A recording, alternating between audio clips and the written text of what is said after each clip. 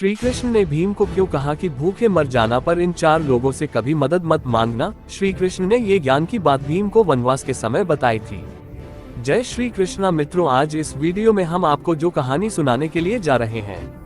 इस कहानी में श्री कृष्ण ने भीम को ऐसी ज्ञानवर्धक 4 बातें बताई जो आपको वो सीख देकर जाएंगी जो आपने कभी सोचा भी नहीं होगा। कहने का मतलब है कि बहुत ही ज्ञानवर्धक एवं प्रेरणादायक है।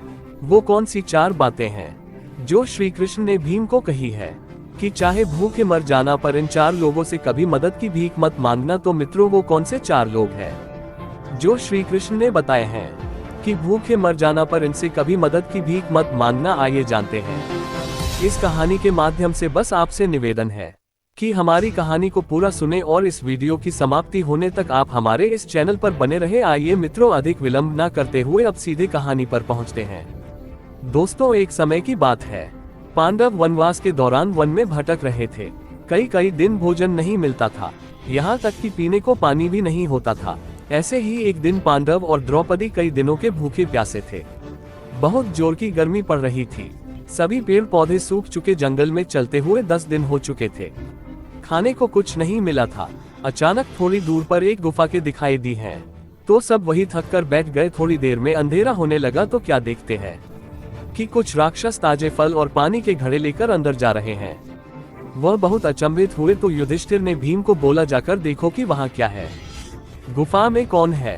भीम ने जाकर देखा कि वहाँ एक बड़ा राक्षस बैठा था और उसके सामने सब फल और तरह तरह के पकवान रखे थे और सब उसको खाकर आनंद कर रहे थे। भीम ने बाहर से आवाज लगाई कि और कहा कि हम लोग 10 दिन से भूखे हैं, कुछ जल और खाने को दे सकते हो। जब राक्षसों के सरदार ने उसको देखा तो बहुत प्रसन्न और सोचा कि बहुत समय से मनुष्य का मांस नहीं खाया, ये मनुष्य मिल जाए तो आनंद ही जाए, और बोला हाँ क्यों नहीं, अंदर आ जाओ। भीम बोला, मेरे 4 भाई और पत्नी भी है साथ में, मैं उनको भी ले आता हूँ। तो राक्षस और खुश और सोचा हुआ 4 और मनुष्य, चलो ले आओ। भीम वापस आकर सब भाइयों को सब कुछ बताया तो सभी भाई सुनकर कांप गए। युधिष्ठिर बोले, वे राक्षस है और हम सबको खा जाएंगे, पर भीम नहीं माने। वे जिद करने लगे कि मैं अकेला जाता हूँ। तब द्रौपदी ने भी बहुत मिन्नतें कि मत जाओ, पर भीम जब किसी की नहीं सुने तो द्रौपदी ने श्री कृष्ण को पुकारा और श्री कृष्ण तुरंत प्रकट हुए और भीम को बोले, सुनो मैं तुम्हें एक कहानी सुनता हूँ, तब तो तुम समझोगे। ध्यान से मेरी पहले यह बात को सुनो, उसके बाद में जाना। दोस्तों, भीम वही बैठ जाते हैं और श्री कृष्ण की बातें सुनने लगते हैं। श्री कृष्ण कहने लगे और समझाने लगे, सुनो भीम, कुछ समय पहले की बात है। इसी जंगल में एक बरगद का पेड़ था और इसी बरगद के एक खोखे में एक तोता और तोती रहते थे और उसी बरगद दूसरी खोखे में एक सर्प रहता था। इधर तोती जो अंडा दिया करती थी, उस अंडों को वह सांप खा जाया करता था। जब भी तोती भोजन की तलाश में जाती थी और अंडे अकेले रह जाते थे तो सांप निकलता था और आराम से अंडों को खा जाया करता था। कभी कभी तो बच्चे भी बन जाते थे, तो भी वह सांप बच्चों को भी खा जाया करता था। तोती के साथ में ऐसा कई बार हुआ। तोती बहुत दुखी हुई और बैठी बैठी वही रो रही थी। तभी उसी बरगद की एक डाल पर जलकौवा आ करके बैठ जाता है और जलकौवा ने जैसे ही देखा कि तोती रो रही है तो जलकौवा ने पूछा तोती से कि क्या हुआ तोती, तुम क्यों रो रही हो। तोती ने सारी दास्तान अपनी सुना डाली और कहा कि मेरे साथ ऐसा कई बार हुआ है। मैं जितनी बार अंडे देती हूँ, इसी पेड़ के दूसरी खोखे में एक सांप रहता है और वो सांप हमारे बच्चों को खा जाता है। हम इस बात से बहुत परेशान है। हम उससे अपना बदला भी नहीं ले सकते, हम उससे लड़ भी नहीं सकते, वो बहुत खतरनाक है।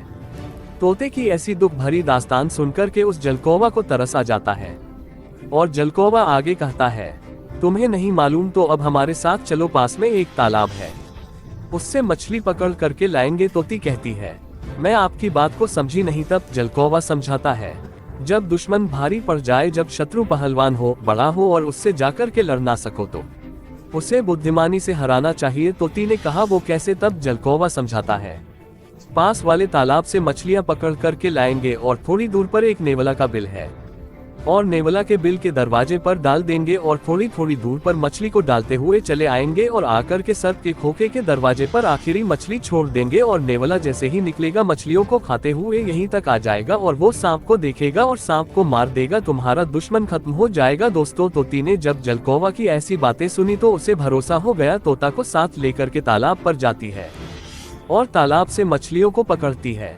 सबसे पहले मछली नेवला के बिल के दरवाजे पर रखी, उसके बाद में फिर गए, फिर आए और थोड़ी दूर पर एक मछली और रखी। क्रम बाय क्रम रखते हुए वो सांप के खोखे के दरवाजे पर आ जाते हैं और एक मछली दरवाजे पर रख देते हैं और ऊपर बैठ जाते हैं।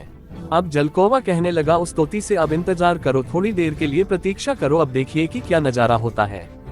दोस्तों इधर क्या होता है, थोड़ी देर के बाद में जब नेवला उस बिल से बाहर निकलता है और उसने दरवाजे पर जब मछली पड़ी हुई देखी तो भगवान को धन्यवाद देने लगा और कहने लगा, प्रभु आज तो आप बहुत ही मेहरबान है, जो भोजन स्वयं चल कर के हमारे घर पर ही आ गया। मछली को नेवला खाता है, उसके बाद में वो नेवला और आगे बढ़ता है तो उसे एक और मछली मिलती है, फिर वो खाता है, फिर आगे बढ़ता है, यानी क्रम बाय क्रम मछली उसे मिलती चली गई। वो खाता चला गया और खाते खाते वही आ गया जहां वो सर्प रहता था। उसके दरवाजे पर एक मछली पड़ी थी, नेवला ने वो मछली खाई। फिर नेवला ने विचार किया इसका कारण क्या है कि मछली क्रम बाय क्रम हमको मिलती रही और हम खाते रहे और यहाँ तक आ गए, लगता है ये किसी का घर है, पता नहीं किसी ने हमारे साथ तो कोई चाल तो नहीं कि चलो इंतजार करते हैं। दोस्तों नेवला उस सांप के खोखे के दरवाजे पर बैठ करके इंतजार करने लगता है, सोचता है अगर कोई होगा तो इससे थोड़ी देर बाद जरूर बाहर निकलेगा। दोस्तों इधर कुछ समय के बाद में जब सर्प निकलता है और नेवला सर्प को देखकर है तो समझ जाता है कि हमें लगता है इसकी चाल है, और ये तो आप जानते ही है कि सर्प और नेवला की कट्टर दुश्मनी होती है। दोस्तों नेवला सर्प से युद्ध करने लगता है, लड़ने लगता है, अंत में नेवला जीत जाता है और सांप को मार देता है। ये देख कर के वो तोती बहुत प्रसन्न होती है और तोती उसी वृक्ष की डाली से आवाज लगाती है कि जलकौवा भैया मैं आपको तहे दिल से धन्यवाद करती हूँ, क्योंकि इसकी वजह से मैं बहुत परेशान थी, आज आपने हमारे दुश्मन को मार दिया, आपका मैं बार बार धन्यवाद करती हूँ। तोती बहुत प्रसन्न थी। इधर नेवला ने देखा कि पेड़ के ऊपर तोता तोती का जोड़ा बैठा हुआ है, तो नेवला समझ गया, अच्छा इसका मतलब ये जाल तुम्हारा ही बनाया हुआ है। तोती सारी दास्तान सुनाती है। उसके बाद में वो नेवला कहता है कि तोती क्या ऊपर से ही धन्यवाद देती रहोगी या नीचे आकर के धन्यवाद दोगी। दोस्तों वह तोती उड़ती है, नेवला के पास में पहुंचती है और पास में जाकर के बैठ जाती है, लेकिन नेवला उस पर भी वार कर देता है, उसे मार देता है और तोती को भी मार के खा जाता है। तोता उधर सोच रहा है कि एक दुश्मन से जीत नहीं पाए थे, तब तक दूसरे दुश्मन के चुंगल में चले गए। दोस्तों वही बात समझाता हुआ श्री कृष्ण भीम से कहता है कि एक दुश्मन से दो लोग बचे, लेकिन दूसरे दुश्मन के चुंगल में फंस गए और वो तोती मर जाती है, क्योंकि उसने भरोसा कर लिया, वो भूल गई थी कि ये नेवला दुश्मन है, ये हमको छोड़ेगा नहीं, इसलिए तुम भी उस गुफा में नहीं जाओ, ये तुम्हारे दुश्मन है।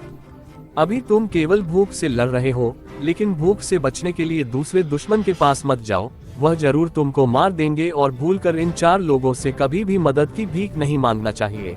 भीम ने पूछा क्यों? क्योंकि भीम को और जिज्ञासा हुई। तब भीम श्री कृष्ण से कहने लगे वो कौन से चार लोग हैं जिनसे कभी भी इंसान को मदद नहीं मांगनी चाहिए? तो श्री कृष्ण समझाते हैं, पहला है आपका दुश्मन। अगर दुश्मन से आप मदद की भीख मांगने के लिए जाएंगे तो वह दुश्मन मदद नहीं करेगा, आप पर वार करेगा, आपको नुकसान पहुंचाएगा, आपको मार भी देगा, इसलिए दुश्मन से कभी भी मदद की भीख नहीं मांगनी चाहिए। दूसरा है अभिमानी घमंडी व्यक्ति के पास भी कभी मदद की भीख मांगने मत जाना, चाहे मर जाना, क्योंकि अभिमानी के पास अगर गए तो वो अभिमान में आकर के, घमंड में आकर के तुम्हारा अपमान कर देगा और कुछ भी नहीं देगा। तीसरा है कपटी। कपटी के पास भी कभी मदद मांगने मत जाना, क्योंकि कपटी जो होते हैं वो कपट भरे ही शब्द कहते हैं और कपट जरूर करते हैं।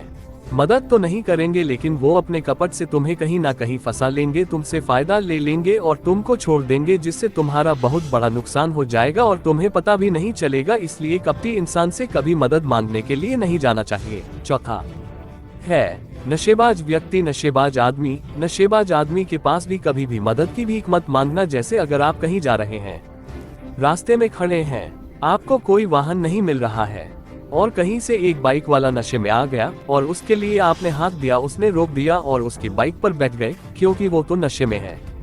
आप तो जानते हैं कि नशे में व्यक्ति वाहन कैसे चलाएगा, कहीं ना कहीं जाकर के तो ठोक देगा या कहीं गड्ढे में डाल देगा, खुद मरेगा और तुमको भी मार देगा। तो इसलिए नशेबाज आदमी से भी कभी भी मदद की भीख मत मांगना, चाहे रास्ते में मर जाना, चाहे भूखे हो तो मर जाना, लेकिन ऐसे चार लोगों पर कभी भी मदद की भीख मत मांगना। एक दुश्मन, दूसरा अभिमानी, तीसरा कपटी और चौथा नशेबाज आदमी दोस्तों श्री कृष्ण की इस तरीके से बातें सुनकर के भीम समझ जाते हैं कि श्री कृष्ण सच कह रहे हैं जो वो नहीं जाते हैं। तो दोस्तों ये कहानी हमको यही सीख देती है कि भूख मर जाना, लेकिन इन्हीं 4 लोगों पर कभी भी मदद की भीख मांगने मत जाना, क्योंकि अगर मदद की भीख मांगने के लिए गए तो आपको मिलने वाला कुछ नहीं है। आपका नुकसान हो जाएगा, आपका अपमान हो जाएगा, आपकी जिंदगी भी जा सकती है। तो दोस्तों कैसी लगी हमारी यह कहानी? अगर यह कहानी आपको अच्छी लगी है, पसंद आई है, तो कमेंट बॉक्स में राय जरूर देना और हो सके तो अपने मित्रों के लिए भी शेयर कर देना। फिर मिलेंगे अगली वीडियो में किसी नई ज्ञान चर्चा के साथ में। तब तक के लिए सब्सक्राइबर बंधुओं एवं दर्शक भाइयों के लिए राधे राधे, जय श्री कृष्णा, ओम नमः शिवाय।